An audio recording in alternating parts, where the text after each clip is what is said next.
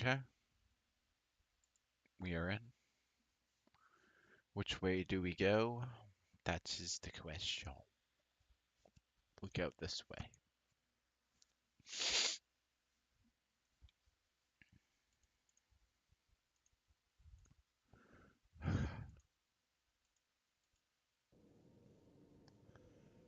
Okay.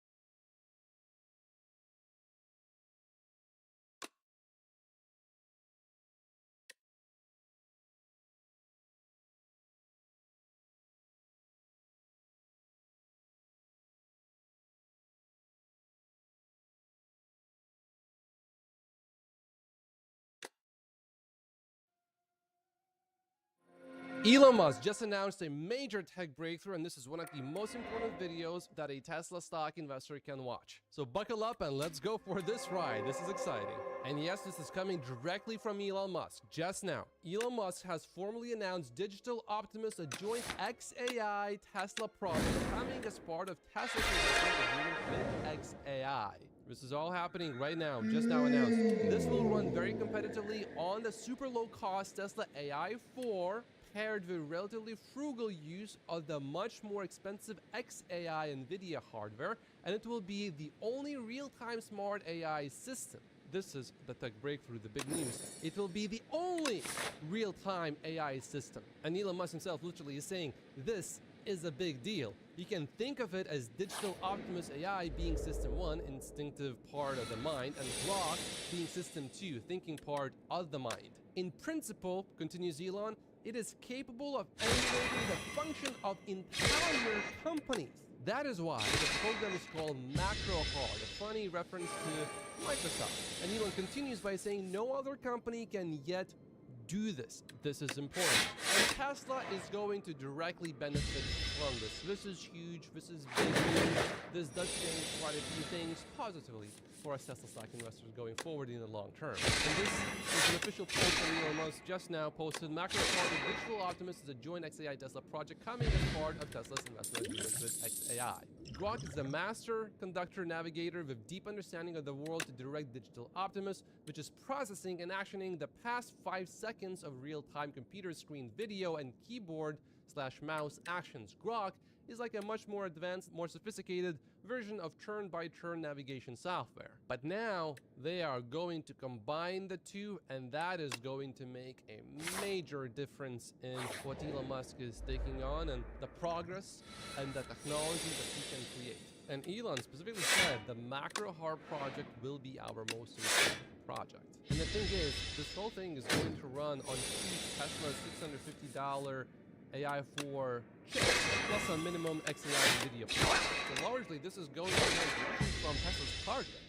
What God is getting from this, Tesla XAI is building a proprietary hardware/software AI agent stack that will be, one, very easy to build, and two, do any task on a computer. So basically an open crawl on steroids that will run locally on ultra-efficient inference powered by Grok on a Tesla chip. Dylan Loomis from Microsoft also commented about this. The decade-plus Tesla has spent developing FSD is going to be parlayed into solving for Optimus, and now, watch this, Digital Optimus as well. 3 of the biggest addressable markets you can fathom and think of are all coming together into one thing under Tesla's umbrella. And we as investors are going to all benefit from all of this tremendously. The latter with a much easier and faster path to market and adoption, all using and running on the same Tesla AI hardware suite for economies of scale while operating on very similar software rails for faster iteration. Dylan continues, I've been deep into the weeds with agentic AI in the past few months, trying all of the latest tools. As incredible as some of them are, something tells me those are simply the appetizer for what XAI and Tesla are going to do. I agree with Dylan here. It gets annoying at times because we say it so much, but truly, most people have no idea what's coming when it comes to Tesla. And of course, what is Tesla doing? Well, Shuk Eluswamy, who is leading Tesla's AI development, says we are actively hiring talented people to work on this extremely high-impact project. Join Tesla AI or XAI to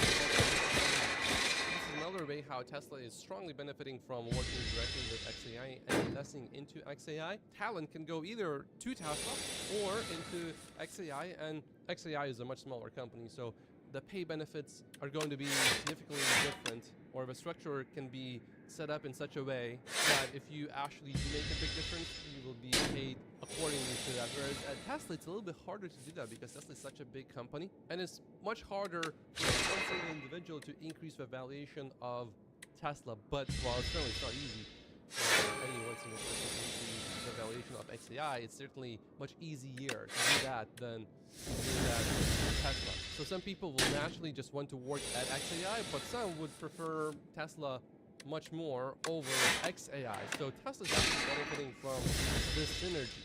Those that prefer a smaller company like XAI, those that want a bigger company, Tesla is an obvious choice. But Wherever this talent goes, Tesla benefits still. I think Elon speaks about McElhar's activity. This will usher in an age of prosperity like which we can barely imagine at this point. The McElhart project is, over time, actually will probably be a important project because what we're talking about is emulation of entire human companies. So when you look at the most valuable companies in the world, their output is efficient. So they don't actually make hardware. So it should be possible to completely emulate that where the output is digital. And this will usher in an age of prosperity thanks which we can barely imagine at this point. You need to imagine it. So this is a big deal, and this is why the words macro hard are painted on the roof of the training cluster, because that's what it's going to build. It's also pretty funny. It is pretty funny. Tesla has just officially removed AI safety operator roles for all California cities. And I also verified this with Grok. It says Tesla's careers page currently lists AI safety operator roles as 0 in any California cities. Earlier listings for California existed but have been pulled. This aligns with advancing and supervised robotaxi testing. I'll get into exactly what this means for us Tesla stock investors, but overall, this is very good. There's a few counter arguments, but I think this is a lot more valid than any of the counter arguments. This maps to something we think about constantly in AI safety, the difference between safety through restriction and safety through capability. Adding a human operator is the restriction model. It assumes the system cannot be trusted on external oversight. And I'm wondering, why in the world is this software breaking? There's nothing to break for. And then suddenly something runs on the road, and that's why. The software sometimes sees things before I do. So me interrupting and stopping the braking, meaning let's say accelerating, then the software wants to brake, that actually makes me less safe because I'm not seeing the thing that's about to come on the road that the software already did. So there are some instances certainly where FSD drives safer than me. But the big picture for now, today, on March 11th, in 2026, I believe I as a driver, I am still definitely safer than FSD. But I'm just saying there are many moments where I'm like, yeah, FSD is doing a better job than I could be doing. So this is what we're talking about. But the best safety comes from building systems that are inherently safe by design, where the dangerous behavior simply is not in their operational identity. So Tesla removing the operator role is a bet that the system has crossed the threshold where external monitoring adds less safety than it removes capability. That is the right framing. Not is oversight good or bad, but at what point does the system earn trust through demonstrated behavior? The bureaucratic instinct is always to add more layers. The engineering instinct is to make the layers unnecessary, which is exactly what Elon Musk does. Now the counter argument to this whole thing being good news for Tesla is that Tesla can take these other positions in other states, so therefore this is not really that big of a deal. But keep in mind that generally Tesla FSD works by far the best in California, and they're pulling all of this in California, and you would expect if Tesla wants to do such a move, it would first happen in, where? California. So to say that this is absolutely insignificant would be to make an argument that would be more commonly made by our good old friend Gordon Johnson. While of course there is an argument to be made that maybe Tesla simply just filled all of the roles and Tesla doesn't need any more AI safety operators in California, I would highly doubt that indeed that is specifically that case. And I would lean a lot more strongly towards this news actually being big news and significant news to us Tesla stock investors. And then we got more big news. This one is from Reuters. Elon Musk SpaceX raised NASDAQ listing after seeing early index entry. If that actually happens, that is pretty big news. Because Elon Musk SpaceX is considering listing the NASDAQ, aiming for early inclusion in the NASDAQ 100 index. We know that the IPO could happen as soon as June and may become the largest. The New York Stock Exchange is also competing for the listing, and no final decision has been made yet. Now, we know that Al Gerber is often not exactly rational, but he is making a point that's fair.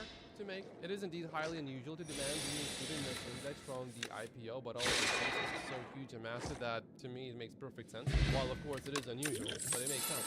This guarantees buyers of passive funds to support the stock without the typical period when markets find their value, which basically is going to make the value go a lot more than compared to other regular IPO cases. And because the value is going to be easier to support, it also helps for insider selling.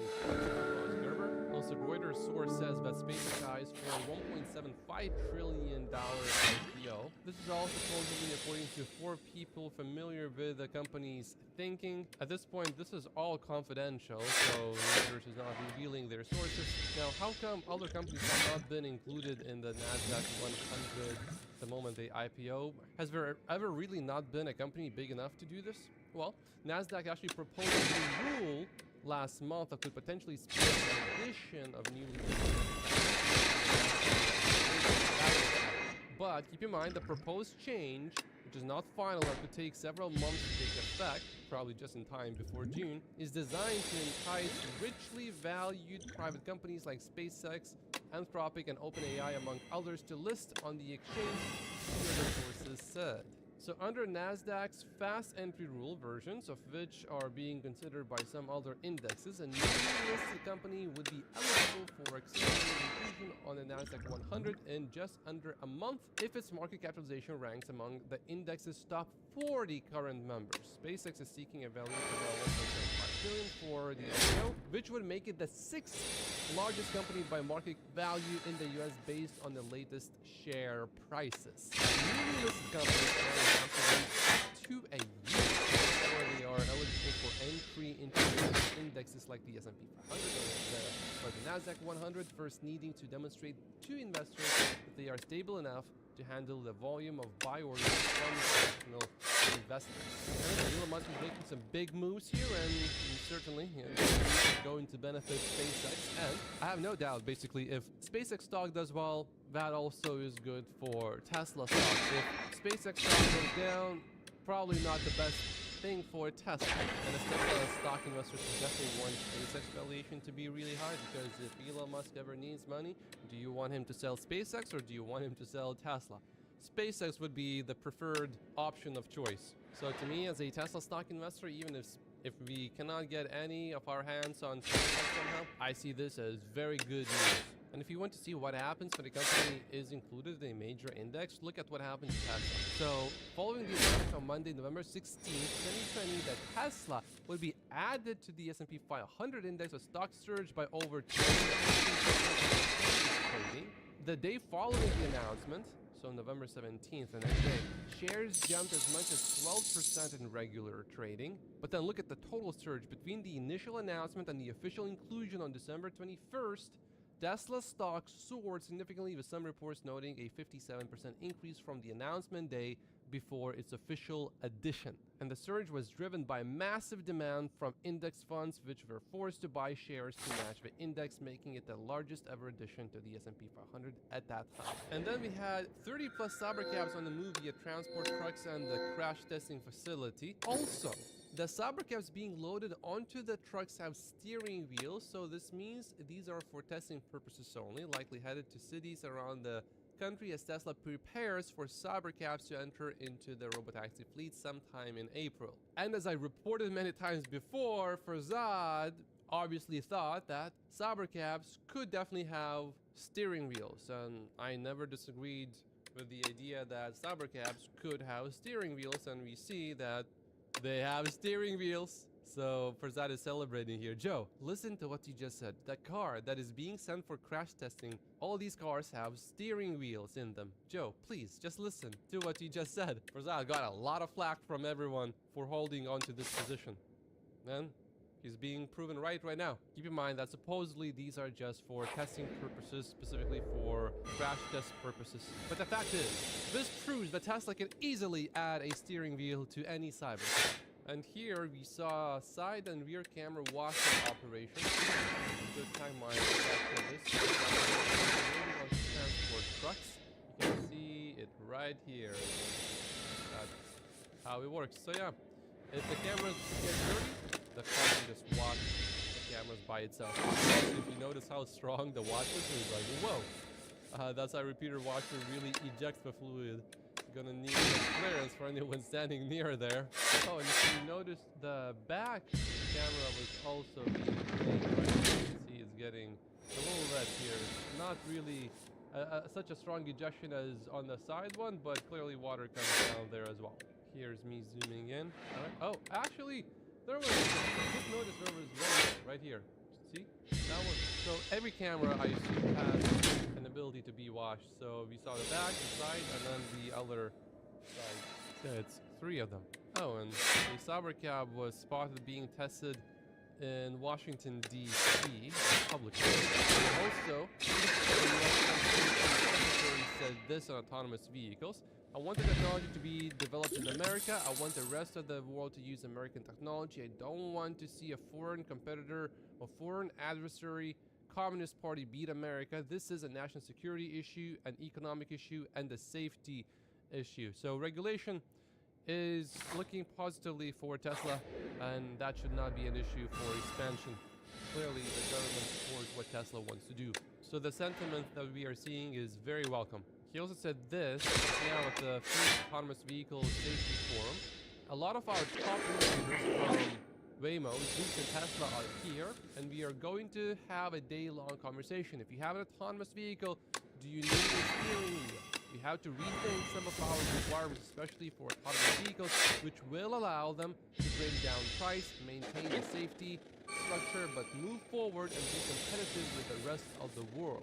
So that's why a Sabre cab was spotted in DC, because Tesla brought the production version of the Sabre cab to the US DOT headquarters today, for the first ever autonomous vehicle system. So what's interesting about the Sabre cab is that despite being the smallest Tesla ever made so far, a little with exclusion of a Roadster probably, the Sabre cab will have more legroom than any other Tesla, despite it being the smallest Tesla. You can move the seats, the track is on the floor, and you have this much legroom.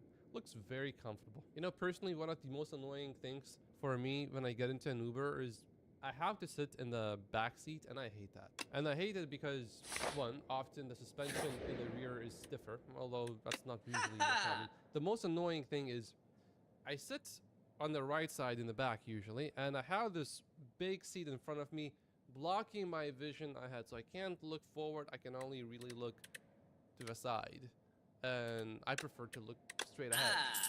In a Sabre cab, I can always look straight ahead, or technically in any robotaxi, I should be able to sit in the front and not in the back where my vision is blocked by this massive seat in front of me. Also, I sometimes get carsick, but if I sit in the front, I never get carsick. Even if I'm looking at my phone, I just look up ahead and have my visual vision and see what's happening. So I look forward to the days when these Sabre cabs are all over everywhere, not just as an investment, but as a consumer. Also, the Sabre cab leader here says the Sabre cab will have braille on both the interior door releases as well as the hazards button for blind/visually impaired people. The hazards button is also an emergency stop button for the vehicle. Okay, let's see how that works. So a few things about the interior of the production version of the Tesla Sabre cab. It will have a 21-inch screen. That's massive. Interior camera is much larger than Tesla's existing vehicle. Legroom looks incredible. Rear storage area is not carpeted. The prototype version was. Yeah, this will definitely be easier to clean. And then 2 USB-C charge ports in the center console. Here's a bigger photo of the front.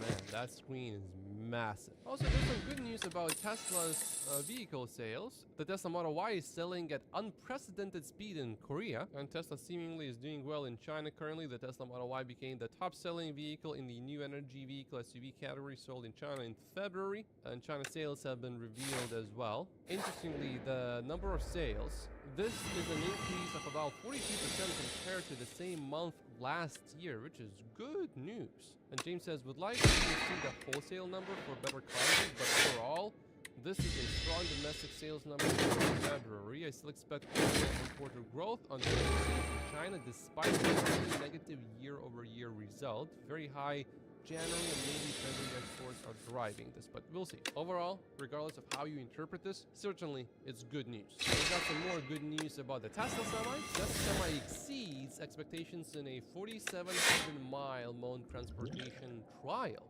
Moan Transport recently put the Tesla Semi to the test over 4,700 miles of operations.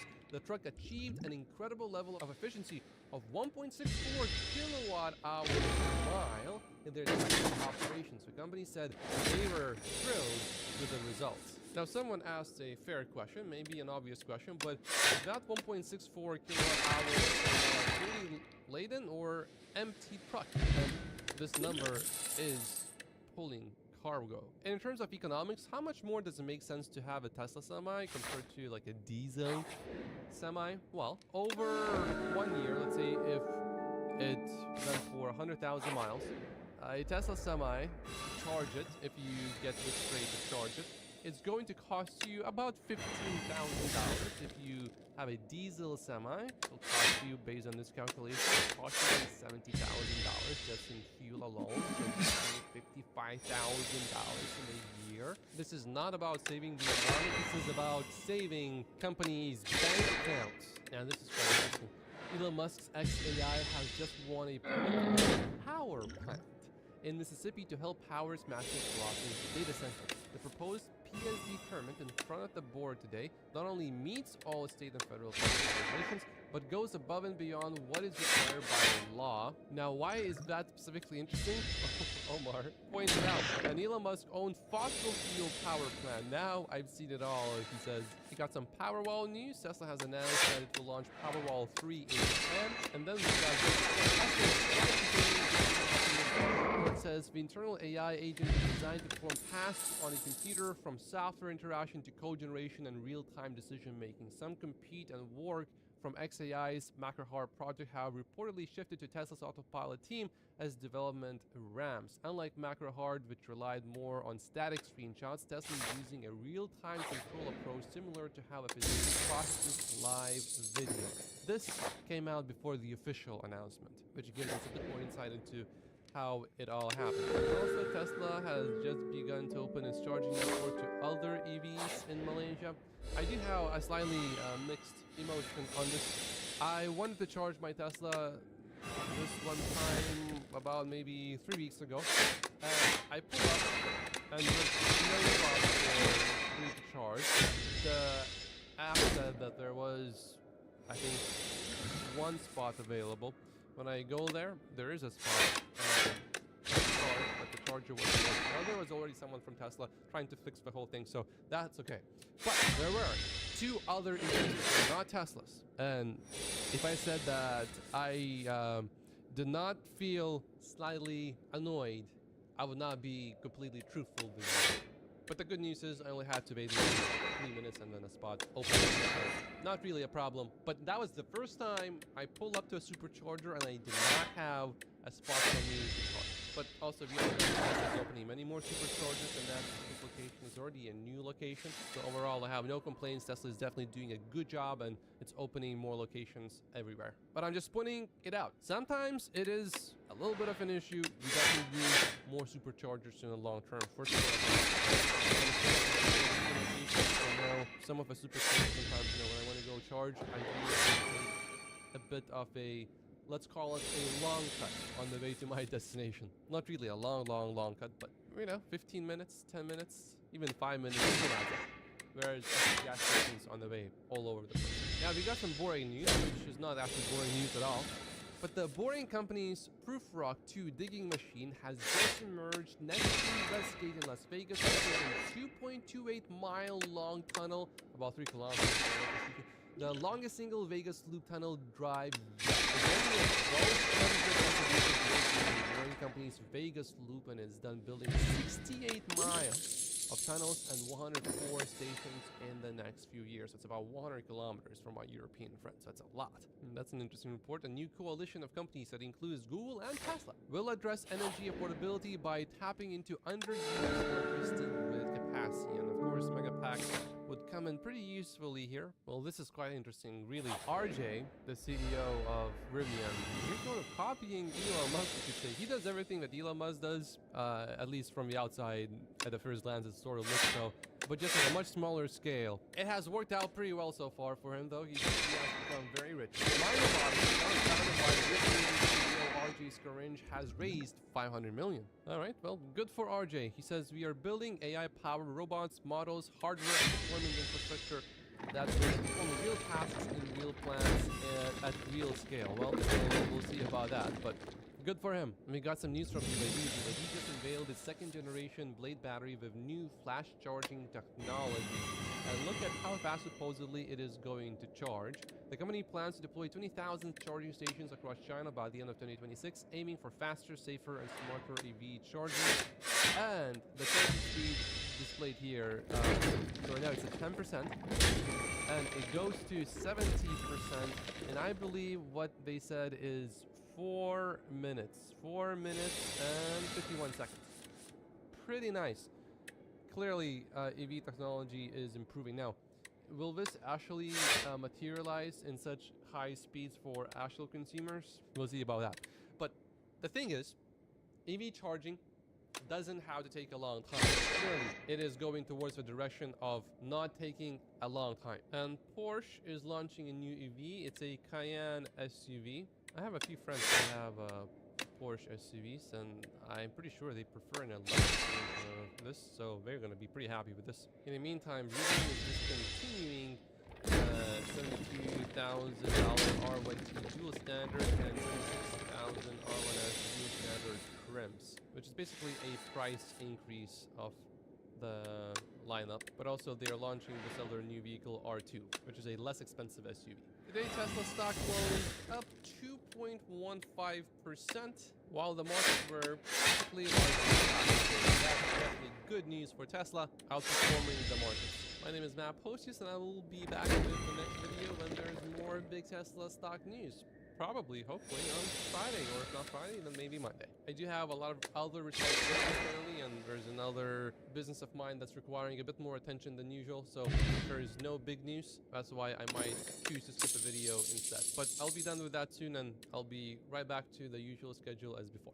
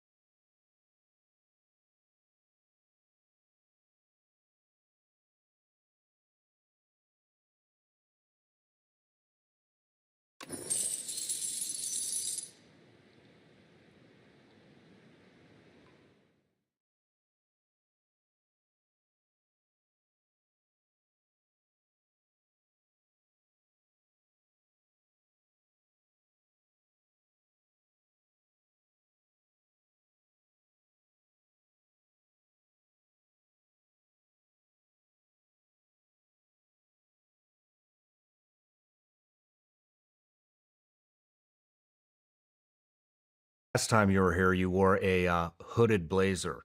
So I saw it and I was like, what the fuck is that thing? It's amazing. So now I got a whole wardrobe of them. I love it. But I was, yeah, man. So thank you. But yeah, it's good to have you back. I'm pumped about our conversation today, and I know you got the new book coming out and everything. But what have you been up to? Oh man, a lot's gone on in the world since we last met, and a lot's gone on for us. I think trying to be a positive advocate for what I think is the future of AI for the American worker. I think essentially the American people are being lied to there, and I've earned an opinion working with American workers on the front line, whether it's the factory floor or the ICU ward, trying to bring back the bonds between our industrial base, like the private sector, and government again. And I think the work that we've done with Detachment 201 and commissioning is part of that. And then, of course, this moment that we've had over the last year to really fix the Department of War, fix how we buy things, how we prepare for war, so that we can preserve peace. Really empowering the heretics, the crazy ideas. So it's been a full out last 12 months. Sounds like it. Are you looking for real estate in Miami now? I already have a spot in South Florida, so I'm set. Yeah. Right on, right on. What prompted that? Well, Headquarters is moving to Miami. It just came out a couple days ago, right? Yeah. So I think it's important to be in a state where your reps are actually going to rep you, and I think that's part of it that matters. And then you could think about, okay, well, what are the places we could go together? And Miami, or really Florida, had the best both combination of legal and positioning perspectives for us. It's the right place. We don't want to be like the 50th company to go to Austin or something. Austin's great. We have an office there. We love Austin. We love Texas. But Miami felt like the right home for us. Right on, man. Congratulations on all that. That's awesome. And speaking of AI, did you see this China robot AI video? Have you seen that? I haven't seen the latest. Catch me up. I don't even know what to say, but it's like the latest. Everybody's wondering if this is a huge advancement. Damn, I don't have my phone on me, otherwise I'd pull it up and show you, but they basically choreographed all these robots doing like some kind of choreographed, I don't know, dance display thing, and everybody's kind of going on about it. And then there was that stuff with Claude that came out about the Claude bots going and trying to figure out how to get long-term memory. Do you have any insight on that? I think it's very hard to separate fact from fiction with these things, because you can kind of egg the agents on to doing very specific things to tell a dystopic story, like what's going on in the prompting with like the Molt book bots. My lived experience using these things operationally is that nothing crazy like this is happening. That actually it's much more contained, it's much more sane. It really is more like an Iron Man suit for the American worker than it is a headless, godless machine that's just roving around doing, this is maybe we should start here. It's like the ways in which I think the American people are really being lied to about AI is that you have, on one hand, incredible doomerism. Like, hey, this thing is going to lead to like mass unemployment. 50% of entry-level jobs are going to be destroyed inside of a year or two. And on the other end, you have like essentially this fantasism. It's going to lead to a utopia, like untold abundance. I think neither of these things are right. They're wrong for the same reason, which is they assume there's no human agency. AI doesn't do anything. Humans use AI to do something. Mm-hmm. And the reality is that the future of AI has not been determined. It is being determined every single day based on the decisions we're making. We can choose to use it to build AI slop or new forms of addiction and gambling. We can choose it to reindustrialize the country and bring prosperity to the American worker. Those decisions are being made every single day. We should use our agency as humans to decide what we value. And it's very clear what we ought to value. Then there's another part of this, which is age old. Who are we listening to in AI? We're committing the same fallacy we have in the past, which is we're listening to the people who invented the technology, not the people who are using the technology. And by the way, these inventors are geniuses. We need them in America. They are my heretics and hero archetypes that I talk about. But just because they have the genius to invent the technology doesn't also imply they have the genius to think about how to apply that technology, how to govern it, what are the consequences of it. The example I like to give people is that is the telescope. You know, Galileo did not invent the telescope. Galileo used the telescope to discover planetary motion. Who had a greater impact or a greater opinion of the impact of the telescope on physics and knowledge? Was it the person who invented it or the person who wielded it? So the people we ought to be listening to are exactly the people who are not invented to give op-eds, who are not on mainstream media. It's the American worker. It's the guy in the submarine industrial base parts manufacturer. It's the ICU nurse. It's the factory worker making wires or machinery or equipment. And ask them, like, how has AI impacted your job? Has it replaced you or has it empowered you? And perhaps I think the most profound question that I always like to ask folks, how optimistic are you about your children's future in an America with AI? You'll be surprised how optimistic they are. I got questions. What? I got a lot of questions. I got toddlers, and and I'm not very well versed in AI. My team is incredible at it. Our video editors, everybody's using it. Researchers are using it, and it's. I can see that it's turned them all into force multipliers. I mean, it's insane. They're doing the work of 10, 20 people with one person. Yeah. But that might mean that there's 10 to 20 jobs that are gone because it has empowered them that much, which don't get me wrong, I don't want to turn back. I'd rather have one guy using AI that's a badass, turn an A player into a A+++ player. But one thing that I wonder about is, what are my kids going to learn? What do they need to learn in school? Like what did I learn in school that's completely obsolete now with this new age of AI? I think there's a lot that in the education system that kids can just be spinning their wheels on. I think it can be massively empowering. So let's come to each of these in turn. So let's start with the kids, and then we'll come back to this idea of replacement. I have kids too, 13-year-old, 11-year-old. And so it's a personal question, not an abstract question to me. And what I think I want them to know is how to use this tool. That it's a tool, and it can unlock profound education for them. But the people who are going to succeed are going to have two things. They're going to have specific knowledge. Like, who's winning right now at the front lines? It's the guy who has 15 years of experience. We'll talk about operators in a second, but like people who really know what they're doing, have unique knowledge and insight. Because what the AI doesn't know is that. But then with that insight and a bit of direction from the point of view of agency, it is this incredible Iron Man system. So that's one thing. Specific knowledge is going to continue to be valuable. The second part of it is, do they know how to use AI? So essentially, like, it is a bicycle. You have to learn how to ride the bicycle. And that requires reps. I think that's why it's actually turning into a massive advantage for America. Because if you just compare it to, say, Europe, people are really thinking hard. How should we use it? They're just thinking. And the American sensibility is to roll up your sleeves, get your hands dirty, play with the thing, experiment, try it out, do something. A little bit of, and I mean this in the most positive possible way, the cowboy spirit. And that is something that the child's mind is very good at. So I think one of the mistakes that our education system could make is try to restrict AI. Yeah, absolutely. In the early days, you're going to have people using it in stupid ways to write their essay for them. It's going to be a sloppy essay that you can tell is AI generated. Mm-hmm. But that might be what they needing to get through that initial gate to go on to the more intelligent uses of it, which is, hey, I wrote a first draft of the essay, critique it. What did I miss? What are other things I should think about? Help me elevate my own thinking. It becomes a partner to do these things. I think that's really powerful. What programs do you use the most? Just in your daily life, and what do you use them for? We're not talking Palantir, home stuff. What does a normal person use it for? Well, I think the most interesting use cases are going to start where you have the deepest domain knowledge. Like, I think that's part of the reaction the American people have is they look at it and it seems like some of these things are kind of trivial. Like, you're saving me a little bit of time here, and then that's weighed against, like, crappy content that's being generated, misinformation, disinformation. So on balance, it's like, why should we believe in this future? Plus, I got these data centers coming up and electricity bills going up. So if you look at it as, hey, this is the basis for reindustrializing the country. And we're going to give the American worker superpowers. They're going to be 50 times more productive than any other worker in any other country.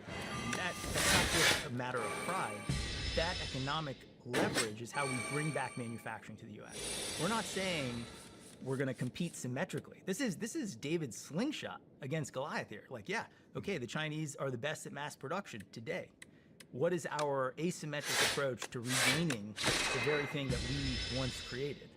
We're going to reinvent production. So an example from Panasonic Energy, they make every battery that goes into every Tesla at the Gigafactory in Reno, in Sparks, Nevada.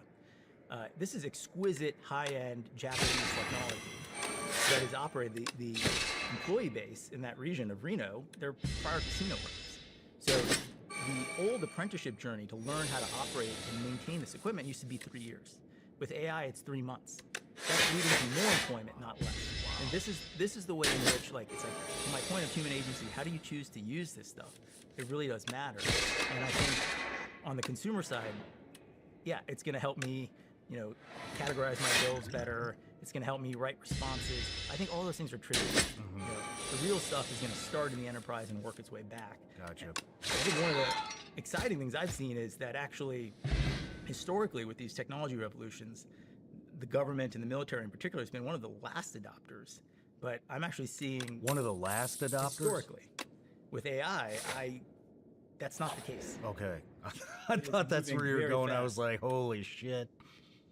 And it's really compelling to see how you have non-computer scientists. It really proves out the whole thesis here, which is like experts, the Intel warrant officer, the E4, the E8, who are inventing the future of how we're going to deter conflict. And that poses lots of interesting challenges, which I think apply just as much to the commercial sector as government, which is like it breaks rank structure, it breaks hierarchy. Like you're going to have to really embrace the internal disruption that's going to happen. So I think this is a great thing for the American worker, because for the last 100 years or so, the managerial revolution has pulled power away from the frontline American worker towards the bureaucrat.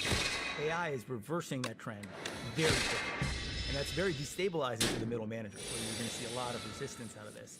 But it gets at the core problem we have in the country, which is the legitimacy of our institutions. Why do doors fall off planes? Why aren't basic government services provisioned in a way that we would all recognize as having basic competence? So you have two answers to that sort of question. You're like, well, these people just don't care. Might be the case. But more often than not, my diagnosis of this, having done this across 50 different industries in the private sector and government, is that the people at the top, even when they do care, they have this steering wheel. They're trying to turn it very, very diligently. But what they don't know, it's actually a prop from the Jungle Cruise ride at Disneyland. Like that steering wheel is not connected to anything. And so, and that disconnection happens through this bureaucracy. And then you have the people on the factory floor, metaphorical or literal factory floor, they kind of look up and be like, how can my leaders be so clueless? How do they not realize what's actually going on here? That's really dangerous because it breeds nihilism, right? Like then you look at it and you're like, man, it's hopeless. We should give up. Let's burn it all to the ground. It doesn't really matter. And that's horrible, because actually, if you burn it to the ground, things will get worse. Like, yeah, everyone acknowledges it's not working right now. The answer is not burning it to the ground, it's fixing it. How are we going to fix it? What's our theory of change here?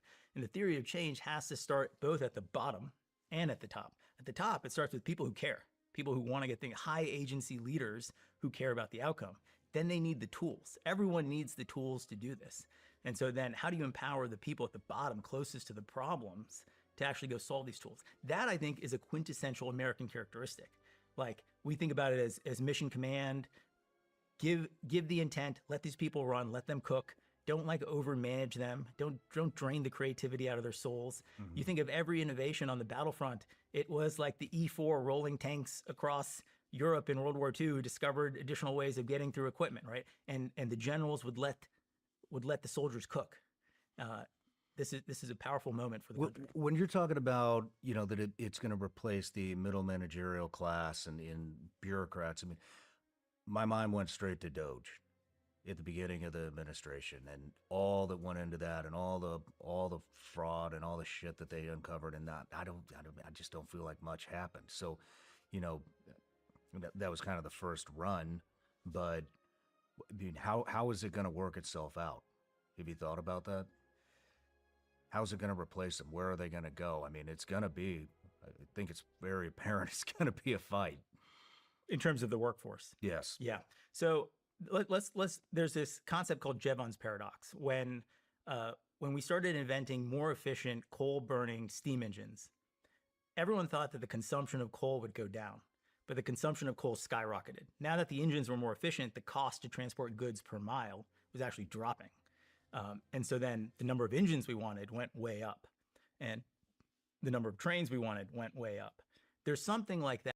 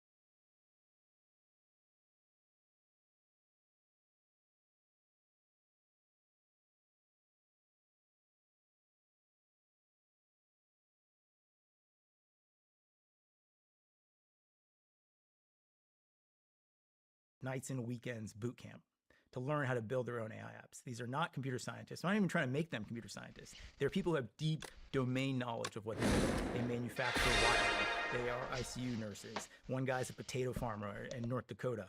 Like they know their craft, and I'm supercharging them with this. One of the most exciting new American Tech Fellowships we did was specific to veterans. These are not, and actually active duty. So enlisted officers, some of these folks are Mustangs. 500 people applied, 50 people are in the first cohort. Most of these folks are from combat arms. So some of these folks you will have served with, like they're operators from the special operations community, the conventional community, and they are building some of the most exquisite AI applications you can imagine. And to me, it really underlines this thesis that it's like the human knowledge, the vocational ability, the calling to do these things, the motivation that, hey, my institution can be better, I can be better, which I think, again, is another quintessential American drive, this sense of like, I can make a dent on the planet with this capability. And that's working. So you guys are taking them and putting them into this program? Yeah. That's amazing. It's been really rewarding for us to do. I mean, part of the thesis is like we want to fuel the disruption. And the disruption isn't just for people, it's also mindset. You know, one of these guys, prior enlisted Navy man, a sailor, he now works at a manufacturing company. Grew up in a rural part of Georgia, dirt poor. No one ever told him he was supposed to be smart. No one ever told him he could do these things. You know, and so just having someone lean in and say, we believe in you. We're going to give you the tools to unleash your human agency. Watching this guy cook, he's improved. So he's reduced downtime on machines by 50%. He's improved yield on the factory floor by 20%.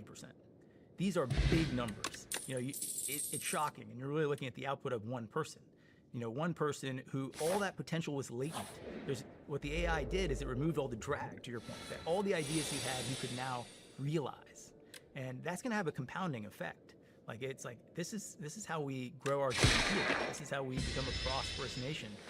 Probably the part that I think the American people should feel most gaslit about over the last 30, 40 years with globalization is this idea that somehow you're not smart enough. That there are people elsewhere who are going to work harder, work for less, and they're better people. And that's just not true. You know, and I think part of this comes down to a belief in oneself and what is the message that we're giving them. And if you let these guys cook, it's eye-watering. I'm learning from them, not the other way around. Wow. How do we know we can trust it? I mean, just I see all kinds of things that are coming out of AI that I know for a fact is not correct. Trust is earned. One. I mean, just an example I saw this morning. I saw a clip of myself on X or something. Yeah, it was X, and somebody said, "Hey, Grok, what's this from?" And it said, "To Joe Rogan's experience." You know what I mean? And I'm like, shit. I mean, that's pretty basic stuff. How, you know? And so it makes me wonder. You know, shit. What else is this stuff getting wrong? Because we rely on this for a lot of things here. But so when I see like a simple mistake like that, it just makes me wonder what other mistakes are we getting out of this? Yeah. Especially when it comes to defense. I would think about it as, how do we trust the humans? You know, if you ask the human, hey, what is this from? In that particular case, we'd expect them to be a lot better. But there's an element of what is this person uniquely credible at? You know, and you develop priors on it. Like, where are they able to help me? Where are they not? Maybe I'm not asking the question in the right way. Maybe I'm not providing enough context to doing it. So this is why I think the specific. So if you think about trust in the general, like any given human, you ask them a bunch of questions, they're going to get some of this stuff wrong. They're going to be pretty convinced they're even right about some of the stuff they get wrong. I think AI, it's the same thing. So it's about us having enough, this is the point of rolling up your sleeves and playing with it, is like, hey, where do you believe this thing? Where have you seen it being good or not? And then you develop, the technical term for this is evals, but you develop a set of tests that you're constantly running it through to understand, like when they release a new model, is this model at least as good? Is it better? How much better is it? Is there new trust that can extend to it? Again, to the point that trust has to be earned. So you're not going to get any of this stuff for free, where it's just like YOLO, ask a question, blindly trust it. Mm-hmm. It's going to be like, hey, this is a new teammate. This is a fresh second lieutenant. Like, I don't trust them with anything. Like, we're going to build a relationship together, solving problems together, and we're going to see where you're really a rock star and where you can help me be more effective. And working backwards from the problems we have, that's a much narrower scope. It's like, hey, I make wires. I'm a potato farmer. Like this is my problem. How do I develop trust in this domain with you, where I'm the expert actually? And so I'm going to be a really good judge of whether the danger is like using it where you actually have no knowledge. So you're a blank slate, and you're going to by default maybe trust it way more than you should. Okay. So just like any relationship, you have to build trust. Sounds so weird to me. But hey, Sham, let me give you an intro here real quick. Sham Sankar, Chief Technology Officer and Executive Vice President at Palantir Technologies, where you've served since 2006, is one of the company's earliest hires and key builders. A seasoned technologist with over 2 decades of experience designing and deploying software platforms for complex, high-stakes environments from defense to enterprise. You hold a bachelor's in electrical and computer engineering from Cornell University and MS in management science and engineering from Stanford University, actively involved in initiatives like the American Tech Fellows Program to develop domestic AI talent. Author of the new book, Mobilize, How to Reboot the American Industrial Base and Stop World War III, which comes out just a couple weeks, March 17th. And last summer, you were commissioned as a lieutenant colonel in the Army Reserve. Congratulations. Thank you. I saw that, man. I was really excited about that. I think that's really cool. And as you know, I got a Patreon account, subscription account. They've been with me since the beginning, and they're the reason I get to sit here with you today. So they get the opportunity to ask every guest a question. This is something that's on everybody's mind. You're aware of it. It's all over the internet. This is from Derek. What technical safeguards prevent Palantir's software from being misused for warrantless surveillance of American citizens? Yeah, great question, Derek. So the first thing you have to understand is we don't collect any data, right? We're a software company. We provide our software to the government. So the only data, or to a private sector, like to a manufacturer. So the only data that is going to be in the software is the data that the organization has access to. If you're a manufacturer, that's your supply chain, that's your production data, that's your customer orders. If you're the government, it's what you have lawful authorities to have access to. Then there's the question of safeguards, which is where we think Palantir is the worst platform to try to abuse civil liberties in, because we have immutable audit logs, we have purpose-based access control, role-based access control, classification-based access control. If you misuse the data in the platform, first of all the controls that are in there prevent misuse. But if you try to circumvent these things and misuse it, there's an immutable audit trail of what actually happened. You are going to be caught. Now, I can tell you anecdotal stories, like there are institutions that don't want to work with us because sometimes those sort of protections are too strong. Sometimes that's uncomfortable. Sometimes you don't want to know what the data, or you actually already know what the data is going to tell you, and you don't want protections that strong coming in. But that's the core thesis. So you have to go back to the founding precept of the company, which is like, politics is structurally zero sum. People just like to argue about who's right or not. Mm-hmm. In my experience, both sides are right about something. Mm-hmm. It's like you kind of get nowhere by just arguing to the nth degree. The question is, how do we move out the efficient frontier? Like if we go back to the Palantir story in particular, in the post 9/11 world, everyone was like, what's more important, privacy or security? I don't know. As an American citizen, that sounds really stupid. I kind of want both. Why can't we have more of both? Who's working on the technologies that mean that for a given level of privacy, I can have more security, or a given level of security, I can have more privacy?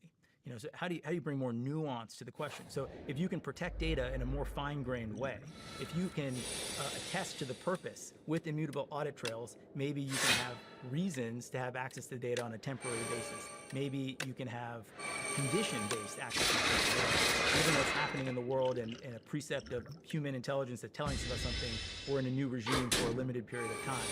Having a system that allows all that to happen. If you really go back to a pre-9/11 world, it was essentially binary. You either share all the data or none of it, which then biased towards either gross violations of oversharing or not being able to connect the dots because people didn't share at all.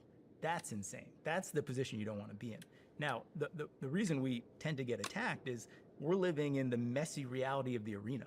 If you're looking at this politically and you just want to argue about who's right, if you can't see that actually both sides are right about something, that actually there's a kernel of both, how do we bring a synthesis of these perspectives? How do we do that with technology so we're not reliant on the fallibility of humans or people rotating in and out, it's also knowledge transfer. It's about restoring human agency. So for a given set of policies that a democratic society wants to enact, you have the capacity to enact it. This goes back to my point of the broken steering wheel. You know, okay, if you have a broken steering wheel, how good can the institution actually be? How nuanced can you, what sort of policy can you, how subtle can your policy be? Like if we make that work, it can be responsive to the American people, be responsive to the electorate. I think a lot of people are worried that it is Patriot Act 2.0. They're really worried about the privacy stuff. I worry about it too. You know. It would be insane not to worry about it. I mean, I think it'd be insane not to worry about it. It's a little bit, it's not deep enough thought to think that we're somehow, we're actually the antidote to that. We're not the cause of it. Okay. And that's my really point. When you're in the arena, you're going to be criticized for doing it. Like, hey, you should, it's almost like a purity test. You shouldn't be touching this at all. It's like, I'm just saying, what's the counterfactual? That letting a bunch of historical legacy contractors who aren't as sophisticated with technology trying to solve these problems, who is leaning in and saying, we want to make these institutions function better? That's the antidote to nihilism. You know, make things work. That's also the American builder way. You know, like, we're not going to get out of these problems through policy alone, through politics alone. We got to build our way out of these things. We got to build a better future. Gotcha. I got you a gift, Phil. It's the same one as last time. Amazing. Thank you. Well, I gobbled these up last time, so I'm looking forward to doing that again. Right on. I too got you a gift here. Oh, we nice. have a mobilized ammo box here. So this is an actual, it was made at the Lake City Army Ammunition Facility in Missouri. It's been in continuous operation since 1941, making ammo. This specific box was made in 73, and it held 20 millimeter electrically primed shells. Nice. Don't worry, there's no shells in it now. But Damn. I have in it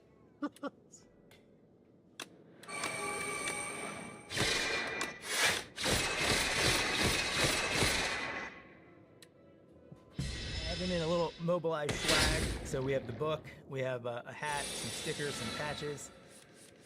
There we go. There it is. Yeah. And a nice little mobilized jacket.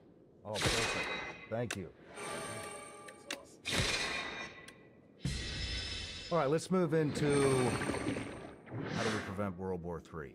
I mean, there is a lot of shit going on in the world right now. I mean, there's not a whole lot of talk about China. I kind of took the back seat a little bit, but I don't understand why. But we got stuff going on in China, Russia and Ukraine still kicking off, Venezuela, the Mexico, Mexico-U.S. border, Gaza. What what are you most concerned? Well, I mean, if you think about it, so I was on in April. Operation Spider's Web, 12-day war, Midnight Hammer, the skirmish between India and Pakistan, Maduro. You know, there's a lot going on in the world. Yes. So, and I think, are these skirmishes kind of like the Spanish Civil War? Are they the prelude to potentially something much bigger? Sure feels like it. All of these things are happening against the backdrop of China still. So even though in some sense China's taken a back seat, it is the driving force here. You know, who's buying the Iranian oil that keeps the regime going? What is the industrial base that's supporting Russia's war machine? These pieces are interconnected here. And so the radical pace at which these things are happening, I think, underlines the precept of the book and a lot of what I've been talking about, which is to really prevent World War III, we need to have a strong enough deterrence posture to make sure our adversaries don't want to mess with us.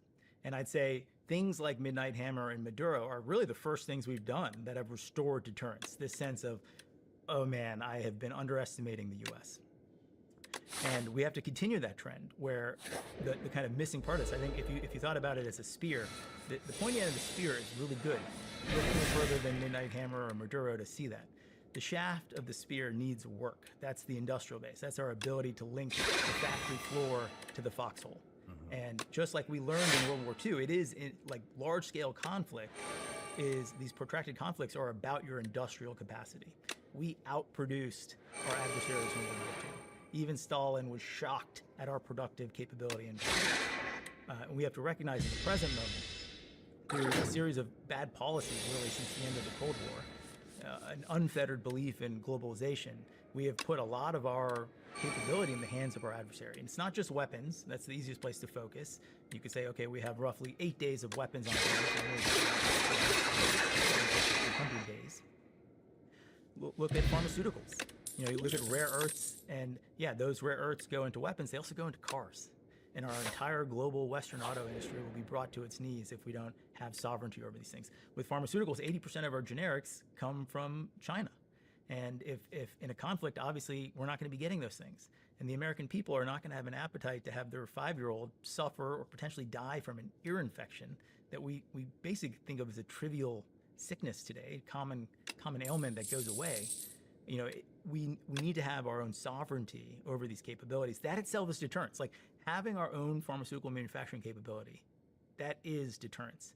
And so I think a lot of people, especially folks, that it's easy to get cynical about the defense industrial base. It's easy to see it as warmongering or fear-mongering. But we need to think about it as the core thesis of the book is that national security is American prosperity. These are just two sides of the same coin. And if you get too fixated on just national security is not an end unto itself. It's a means to underwrite the prosperity of the American people. And we're a little bit out of balance there. Fortunately, a lot has happened in the last 12 months to really address these things. There's been a huge amount of change in the Pentagon, acquisition reform, which sounds like a very boring term, but hey, we gotta throw away the process, not be a victim to the process, instead do things that work. How about that? How about we just do things that work and get out of our own way? And a big part of the book, I spend time talking about the historic figures who threw away the process, who rebelled against the system and actually delivered the capabilities we need. And I think that's a really important narrative because honestly, everything that's ever worked was against the system. It was despite the system, not because of the system. And having the courage to look at the American industrial base, whether it's Isaiah with Valor, people trying to build nuclear reactors now, it's the heterodox thinking. It's not coming from the big companies. It's coming from the founder figures. It's coming from the crazy, youthful energy of invention that has always characterized the American soul. Yeah, I see that in it all. I've interviewed a lot of these guys. I'm sure you probably know, but I mean, in the innovation is there and the technology is there. And I mean, obviously, I don't have much insight into what China is doing. I learn a lot of that from you guys. But, I mean, everything from Epirus with those direct EMP weapons to what Isaiah's doing with Valor. I mean, Anduril, Shield AI. I just interviewed. Do you know Ethan Thornton? Yeah. Holy shit, what a sharp. Whoa. Just interviewed him, blew me away. Nick Cedaraman. Yeah. You probably know him too. But Dino Mavrukis with Saronic. I mean, and I believe everybody that I just rattled off is manufacturing in the U.S. I don't know how much they're manufacturing. A lot of this stuff is prototypes, or it seems to be not on mass scale yet. Am I wrong on that? We're capable of it, though. I mean, I think that's just going through it. They're in that. First of all, huge credit to the department because if you went back even 10 years, none of these people existed. And it's not because we didn't have them in America. It's because there was no way the department was going to do the business case didn't meet. No one was going to buy it. Now you have the department leaning in, recognizing that a maverick like Dino is not a problem. He's the solution. How do we make more bets? I fucking love what I'm seeing. I mean, Driscoll I can't remember what the event was, but I mean, they had like a Y Combinator of just whoever coming up and pitching their idea. It's cool to see them get away from the big primes, and I think that's amazing that they're doing that. One of the things I spend time in the book is understanding how did we get here? How do we go from having the most amazing industrial base in World War II and the Cold War to one today that is capable of building a small number of truly exquisite things, and they are exquisite. Probably my colleagues who are innovators would get a little upset at me at giving the prime some credit in some sense, but they're not boneheads, right? They actually do a number of things incredibly well. I think they are a victim of the system. And that system has been pushing cost plus contracting. It's been pushing risk onto the taxpayer instead of these companies. It's been reducing the reward for taking risk. It almost doesn't even make sense to take risk. And the way I like to encapsulate this is like every country, including Russia and China, have turned their back on communism, except for Cuba and the old DOD. And I think what you're seeing with the new DOW is recognizing like that shit doesn't work. Let's go back to winning again. Like winning matters. And what does winning look like? You know, it looks like innovation. It looks like something that powers the rest of the American economy. This is not some muscle that's atrophied in America. It's really a victim. It's a consequence of being the sole superpower since the end of the Cold War, that we didn't have to tolerate the crazies anymore. You know, you go back to figures like Hyman Rickover, John Boyd. These are famously difficult people. And even I would say the most talented engineers I have, they are difficult humans. And you tolerate them because that's what winning requires of you. So reattaching yourself, like I talked about Theodore Hall and how he was a traitor in the Manhattan Project. His brother, Edward Hall, was the inventor of the Minuteman missile. And Edward Hall was a famously, and it's kind of this is a kind of interesting dichotomy there, which we can discuss. Edward Hall was famously, he was a pain in the ass. I mean, Schriever protected him because he recognized, yeah, this guy's a pain, but he's a genius. Like, we are going to build an ICBM because of Edward Hall. Edward Hall famously, when he was in World War II, he was overseeing some mechanics, some British soldiers repairing aircraft, and he thought they were doing a shitty job. He pulled out his service weapon on them and actually held them at gunpoint until they did the job right. And of course, the British hierarchy got really pissed at him, called him in to yell at him, but he's like, but I was right. Like, I'm not going to send my men back out in that plane that these guys are doing a shitty job on. And there you have a fearless figure, right? It's, yeah, I'll suffer consequences for doing what's right. It takes a little bit of crazy to do that, but that's what winning looks like. So I think what's interesting about Edward and Theodore is like, these are two people from the same family. Genius tends to run in the family. And you could say that Theodore's biggest disadvantage is that he was too young. You know, Edward was actually the person who bought him the original books on communism. And you could say probably Edward, you know, it was the zeitgeist of the time in the 30s, like people flirted with this stuff, but Edward got through that. He's like, yeah, this shit's not gonna work. I'm a committed capitalist. I believe in America. I'm wearing the cloth of the nation. And on the other hand, you have this 18-year-old Theodore who takes a very one guy builds ICBMs, one guy gives Soviets the bomb. Interesting. What?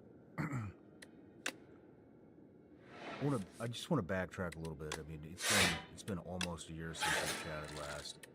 What is going on in the world that concerns you? You had mentioned all these little skirmishes. Are they leading up to World War III?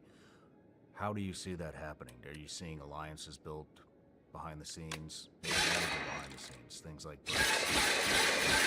Yeah, the great risk we have is, you know, let's start the very foundational precept. There would be no conflict. Like after World War II, America, at our expense, rebuilt Japan and Germany. I think we might have been the first sort of victor in a conflict of that scale to actually realize that peace and prosperity in the world depended on rebuilding these countries, making them democratic, free, open, and successful. The people need to have jobs.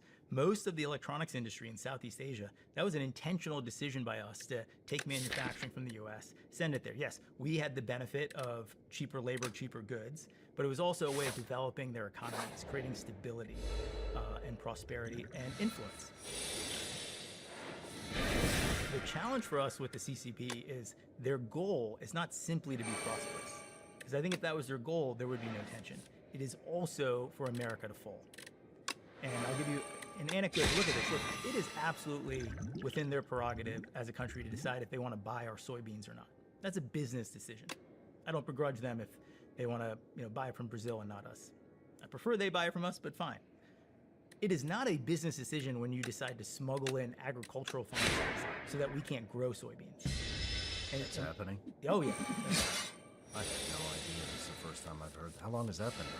It's been going on. I mean, I think in the agriculture domain, it's a full-on, we're in conflict. Like the reintroduction of New World screwworm, which is a livestock parasite. That's living livestock. It started in Central America. Most credible sources believe it was reintroduced by the Chinese. It didn't just reemerge. It spread up. If you talk to farmers and ranchers in America, they all know this came from the CCP. No shit. I got one coming on here next week. Ask them Running for about it. governor in Iowa. I'm, I'm bringing that stuff up. And so we've No had a few, shit. you see, like, we don't talk about it too much. I mean, there's a few cases where we arrested someone flying in from China where they'd smuggled in the agricultural fungus in their shoe. But of course, we clearly, just reading between the lines, I don't have any specific knowledge, but it wasn't like CBP decided his shoe was suspicious. I think we had Human that tipped us off to arrest him when he came in. So that's dirty tricks. You know, we have to take their intent literally and quite seriously. You see that we with just rare called that. earths. We caught that biolab. What, last week? And was that Vegas? Yeah. Somewhere in Nevada. Then there was I don't know. I can't remember if this was Chinese or not, but the cell phone farms in New York City. Yeah, that was Chinese. Yeah. That was Chinese too. And there's a huge question on the penetration homeland. So if we go back to something that's happened in the last year, you have Operation Spiderweb. That was the Ukrainian operation where they used essentially containerized drone carriers. So the drivers, this just looks like commercial shipping. It's on a truck, and you're dropping off a container somewhere in Russia. Just like you could have furniture in it, could have toys in it, could have whatever, could have corn in it. Well, this container suddenly pops open, 117 FPVs drop out in multiple different locations across the country. These drones are commanded and controlled over LTE networks, cellular networks, by pilots who are sitting in a basement somewhere in Ukraine and taking out the strategic bomber fleet. You know, these are high value assets. At least 20% of the fleet was taken out. Many of these things were fueled, ready to go, carrying cruise missiles, so they exploded in big, spectacular ways. It's got a bigger impact than it seems. First of all, these things are out of production. They've been out of production since the end of the Cold War, since the Soviet Union fell. And the assets that were out on the tarmac were the best assets, the most available. The rest of the assets have maintenance problems, they have issues, so it has a massive asymmetric impact. So, I don't know, each drone probably costs $600 to $1,000 at most. And you think about the amount of tens of billions of dollars of damage that have been wrought from it. You go to the 12-day war, in particular the Operation Narnia, the part of it, the Israelis built covert drone factories in Iran. So it wasn't like it's not even containerized fires. You have covert factories to manufacture and launch the drones. Those drones take out the air defenses, the IADs, that enable you then to deliver more layered effects that come in component after component. Now, we should be looking at our homeland and understanding how at risk are we. How easy is it for you to get something in? You think about our high-value bases. This is the underlying concern with why are the Chinese buying all this farmland near our bases? We have a lot of surface area to go protect. Now, there's a protection element of this. There's also a deterrence element of this. Maybe we can't close all these doors. We should try, but maybe we can't. But we also need to have the counter reaction that we're capable of doing being so costly, so painful, that actually no one wants to fight. You know what else I like that I've been hearing lately? Actually, I've heard it from Brandon Sang with Shield AI, is the decentralization of military, basically not allowing what happened in Russia with the Operation Spider to decentralizing all the drones so that they're not all on one fucking runway. You can get them in FOBs. You can get them everywhere. He described it. Every pickleball court in the country becomes a launch pad. Do you see other countries doing this? Are other countries doing this too? I think if we look at Spider's Web, if we look at 12-Day War, we have to assume other countries are doing this. It's so cheap to do, and it's so asymmetric that we have to worry about that. A lot of the investments that the Chinese have made since the end of the Gulf War, the first Gulf War, is not to defeat America writ large. It's to figure out what are our strategic purposes that if they can defeat us in space, they can defeat us here, and it actually basically takes out the whole chain. It's their kind of concept of systems warfare. And so I think this is one of these areas where, air defense is hard. How are you going to defend against 1,000 drone swarm? Now, there are ways. People are investing in it, doing it. But the reason we're doing it is because we haven't. Like, we need to go reestablish deterrence and capability in these areas. So I think we'd be foolish not to think that people are going to go look at asymmetric truth layers.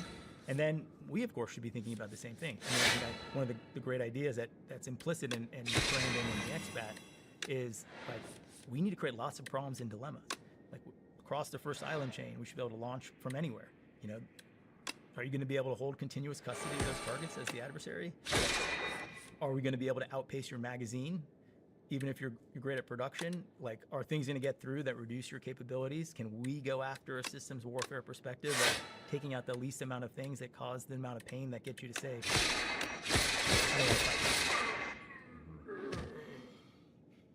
Let's take a quick break.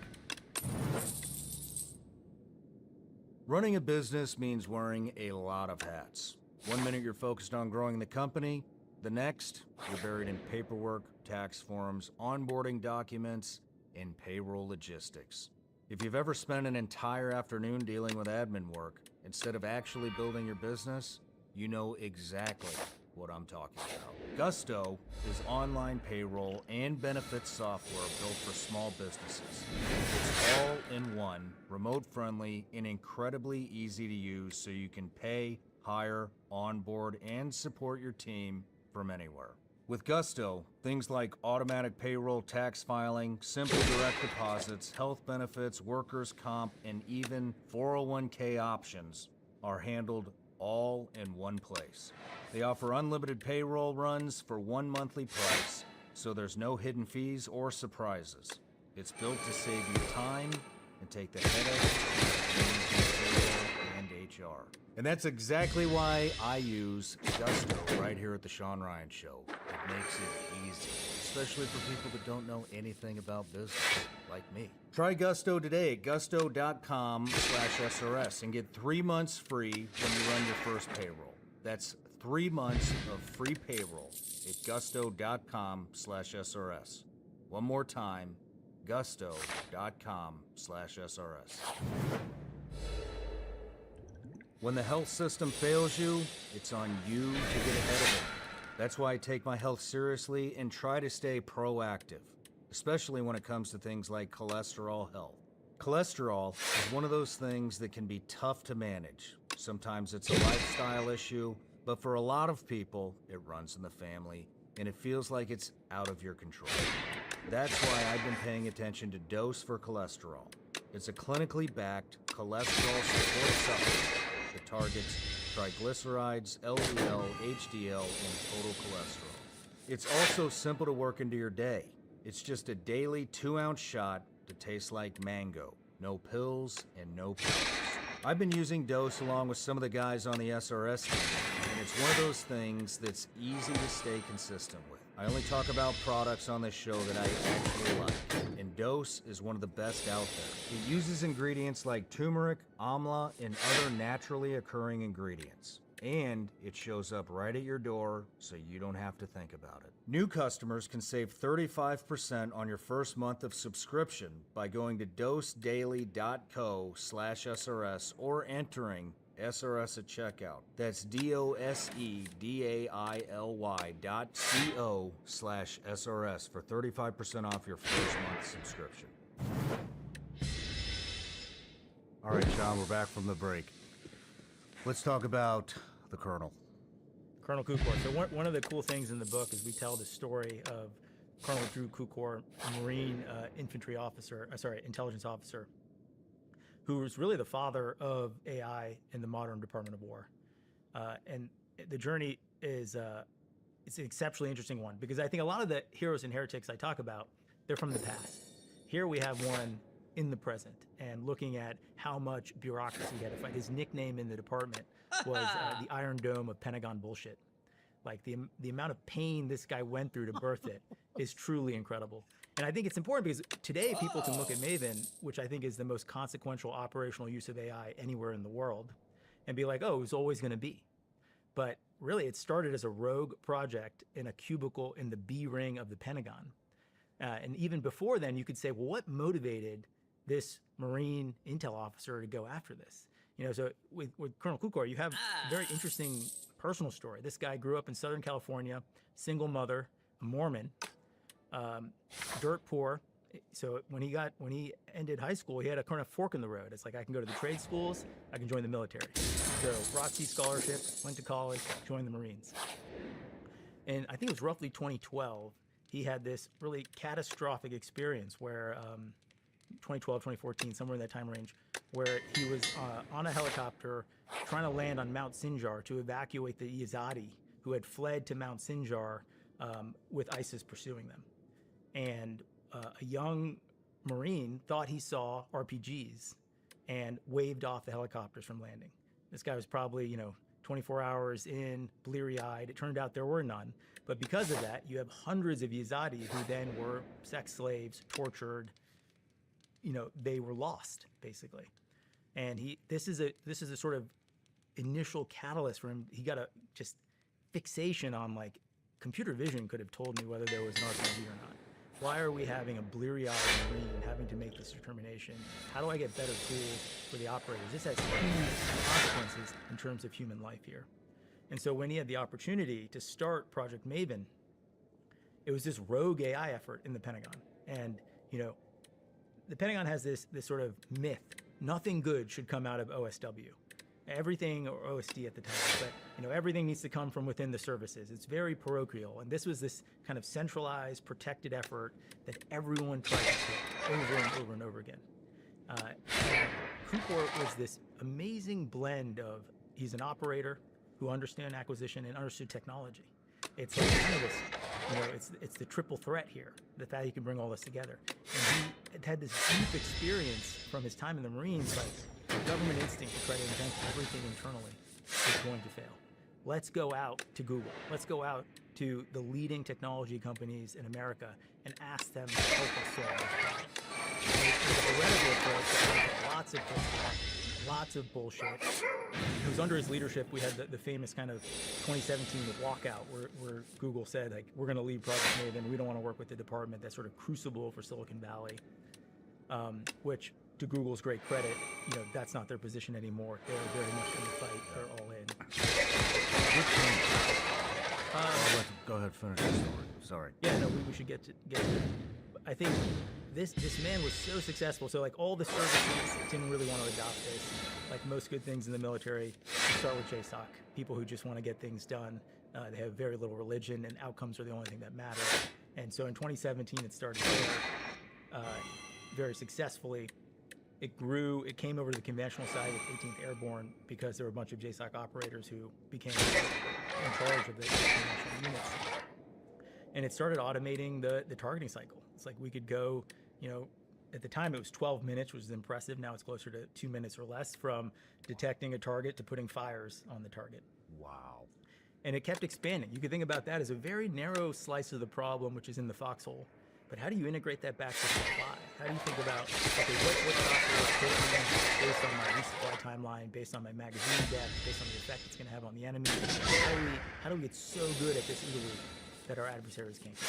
So I'll just say that he delivered something truly exquisite there. But along the way, he was dealing with bullshit accusations.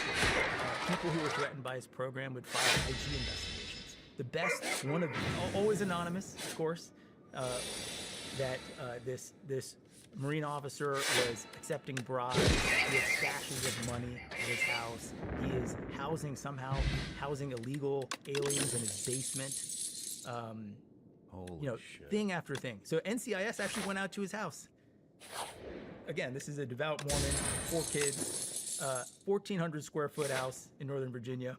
No basement in the house, mind you. In the NCIS, there are 2 cars, each with more than 100,000 miles on them.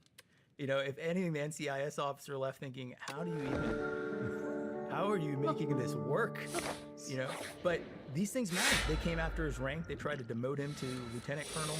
And you think about how crazy you have to be to just keep pushing through all that bullshit, all these people coming after you, to deliver something that is going to be a foundational capability for the military.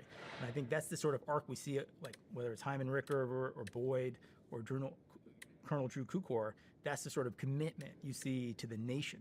And I think one of the common themes for these heroes is really like during their immediate lifetime, their immediate period of service, they get fucked.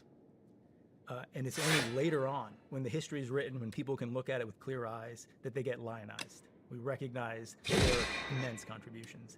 And, and it gives me a little bit of satisfaction to know that all those people who filed those IG complaints, they will be anonymous to history. No one will ever know their names. They will not be remembered. But everyone will know that Colonel Drew Kukor's sacrifices created productivity.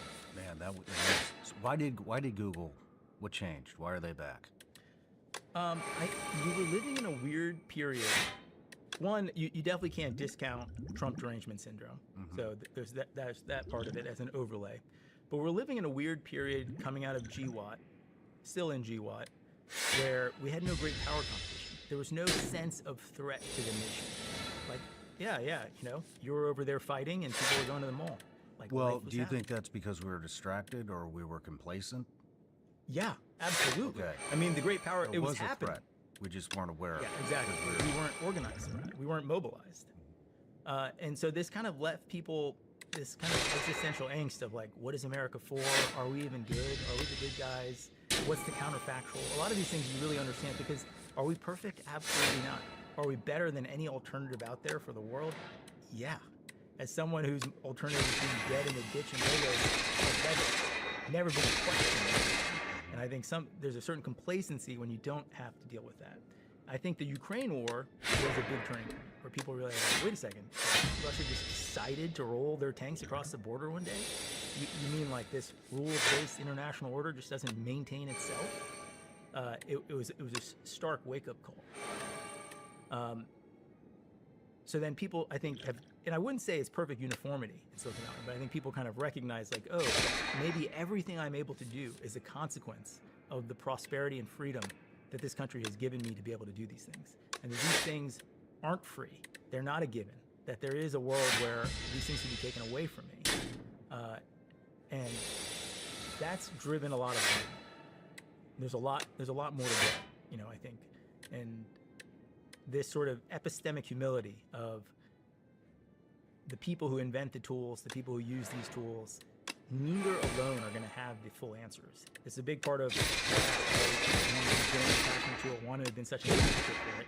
How do we build the bridge between our leading technologists and our defense department, where our technologists have exposure to the problems? They understand not just the problems, but the people. It's like our uniformed service members are better than we deserve. Now, is what we're providing them good enough for what they deserve? And I think that's the missing part of the equation. Like the American industrial base, that's distinct from the defense industrial base, used to be completely invested in our national security. Who built the Minuteman, the prime contractor on the Minuteman? Chrysler. It was a very different world. I think we need to get back to it. It doesn't have to be perfect. This is not forced. It's not like the Chinese system where it's civil military fusion, you must do this or else. But you want to do this. I want to live in a world. I want to be an advocate for an America where we understand the necessity for investing in this thing to underwrite our economic prosperity. Can you talk a little bit about Detachment 201 and what it is, what it's for? Yeah, the idea really is like we have a bounty of unique technical knowledge in this country. Most of it is in Silicon Valley or thereabouts. Some of it's in El Segundo. And then the military structure, of course, is going to grow through the ranks. It's very, very hard to be inorganically inserted into there. And these two worlds are pretty separate. And that we'd be much better off if these worlds, if there was more of a network where you could collaborate on things together. And I know that sounds amorphous, but this is literally what we did during World War II. In World War II, we direct commissioned 100,000 people as officers in the Army. Some of them were from Hollywood. They were in charge of making media and content and communicating to the American people. Some of them were industrialists and had unique knowledge of production, planning, supply chains. Like this expertise. Essentially, when a country goes to war, the whole country goes to war. And because we haven't been faced with this sort of mass mobilization, I mean, our military was 16 members strong in World War II. 16 million, sorry. Million strong in World War II. It's hard for us to imagine today. Even Vietnam, it was 3 million. So, we're below that now. I don't even know. What are we at today? I think it's closer to 2 million, including civilians. Wow. And so like the shared experiences aren't there, but also the knowledge. Like, and one of these things I observed with the Israelis after October 7th, you know, I think it's a really interesting example because, first of all, it's a technical country, you know, and they pride themselves on being technical, and they are technical. Everyone's prior service by definition, you know. So on October 8th, they mobilized 360,000 odd reservists. And when those reservists came back, they were actually horrified at the state of tech in the IDF. And that's a profoundly interesting statement to me. What they're really saying, it's a self-critique. They're saying, oh man, when I was 20, I knew how to code, but I didn't know what I was doing. So there's more to it. It's like, now I've spent 20 years in industry. I've built internet scaled solutions. Like, I've learned so much know-how. They got more done in the 4 months after October 7th than in the prior 10 years.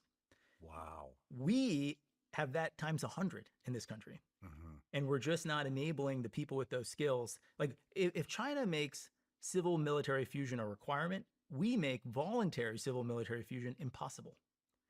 So how do we rebuild that bridge here? It's been super rewarding. I mean, like any reservist, of course, the General Counsel's office looks at what can you work on based on your conflicts. So my primary focus is on talent. It's on how do we think about software talent in the Army in particular? How do we organize around that to deliver lethality? And one of the most impressive things is these people are wildly talented. We are not missing for intelligence or capability. We need to empower them. A lot of this breaks rank structure. A lot of this breaks forms of thinking.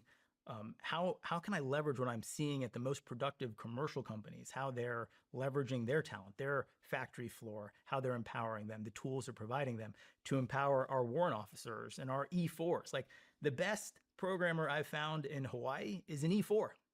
Everyone knows this guy's really talented, but of course they don't know what to do with him. And so how do I bear hug this guy, give him the mentorship he needs, give him access to other people in Silicon Valley, supercharge his growth, enable him to be one of the people who writes the future of how we fight in software. Wow. Wow. Is Detachment 201 new?